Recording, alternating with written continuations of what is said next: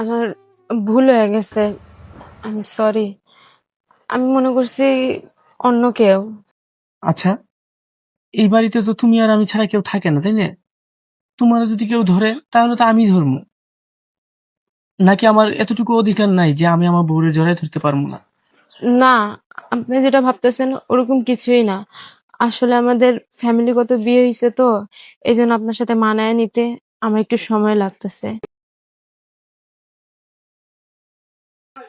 মানি ব্যাগটাই আনতে ভুলে গেছি। হ্যালো বান্ধবী, তুই কি ফ্রি আছোস? আজ কি হয়েছে জানোস? হঠাৎ করে আমার স্বামী যখন আমারে জড়ায় ধরছে, আমি না বুঝে তারে থাপ্পড় মাইরা দিছি। কি করবো ক? আমি তো আমার অতীত ভুলতে পারতেছি না। আমি কিভাবে এই সংসার করবো?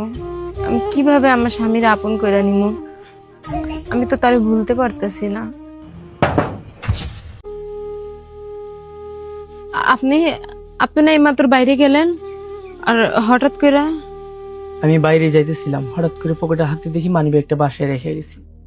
মানি ব্যাগ নিতে এসে যা শুনলাম। আর যাই হোক, তুমি আমার থেকে যদি কোনো কিছু লুকায় রাখো, লুকায় রেখে কোনো লাভ নেই। আমার বিশ্বাস করে কইতে পারো, কোনো সমস্যা নেই। ওর নাম কি? কেউ? দেখেন, আপনি আমার ভুল বুঝছেন না। ছিল কোনো একজন, তার সাথে আমার 10 বছরের সম্পর্ক ছিল। তারে আমি মন প্রাণ দিয়া ভালোবাসতাম। আর যখন আমি তারে বিয়ের কথা বলি, তখনই তারা আসল রূপ দেখা দিছে। আসলে তো সে আমার কোনোদিন ভালোই বাসে নাই। আমি তারে এতটাই ভালোবাসতাম যে আপনার বিয়ে করার পরও, শত চেষ্টা করার পর, আমি ওরে ভুলতে পারতাছি না। আর আপনাকেও আপন করে নিতে পারতাছি না। মনে আছে আমার ফ্যামিলির লোকজন যখন তোমার দেখতে গেছিল, সাথে আমিও গেছিলাম। আমি তোমার একা আলাদা নিয়ে জিজ্ঞাসা করছিলাম যে তোমার জীবনে কেউ আছে কিনা। তুমি আমার কি কইছিলা? যে তোমার জীবনে কেউ নাই। আমি জানি না আমার কেন জানি আজকে এমন মনে হইতেছে যে তুমি আমার ইচ্ছা করে ঠকাইতেছো।